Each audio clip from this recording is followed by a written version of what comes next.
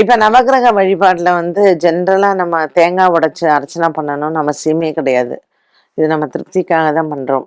நவக்கிரக வழிபாட்டுல நீங்க பிரதட்சணம் பண்றது முக்கியம். 2வது அதற்கான தானியத்தை தானம் செய்வது ரொம்ப ரொம்ப சிறப்பு. இப்போ எப்படி சனீஸ்வரனுக்கு எள்ளு விளக்கு போடுறோமோ, அதே மாரி செவ்வாய்க்கு வந்து சிகப்பு திரி போட்டு விளக்கேத்தலாம். புதனுக்கு வந்து பச்சை திரி போட்டு விளக்கேத்தலாம். இந்த மாரி அந்தந்த கிரகத்திற்கான நிறத்தில் நம்ம திரியை போட்டு விளக்கேத்துறது அப்படிங்கிறது சிறப்பு. எண்ணெய் வகையறாவ பொறுத்தவரைக்கும், நவக்கிரகங்கள் 9 கிரகத்திற்குமே நல்லெண்ணெய், நெய், அப்புறம் இலுப்ப எண்ணெய் 3த்தையும் மிக்ஸ் பண்ணி அதை ஏத்துறது ரொம்ப சிறப்பு. சனி பகவானுக்கு மாத்திரம் நல்லெண்ணெய் வந்து நம்ம யூஸ் பண்ணணும். மத்த கிரகங்களுக்கு ஏத்தும்பொழுது, குறிப்பா ராகு, கேதுக்கெல்லாம் ஏத்தும் பொழுது, இலுப்பெண்ணெயோட சேர்த்து ஏத்துனா ரொம்ப பலன் உண்டு. ஸோ நல்லெண்ணெய், நெய் மற்றும் இலுப்பெண்ணெய் இந்த 3ம் சேர்ந்த தீபம் அப்படிங்கிறது வந்து நவக்கிரகங்களுக்கு ரொம்ப பெஸ்ட்.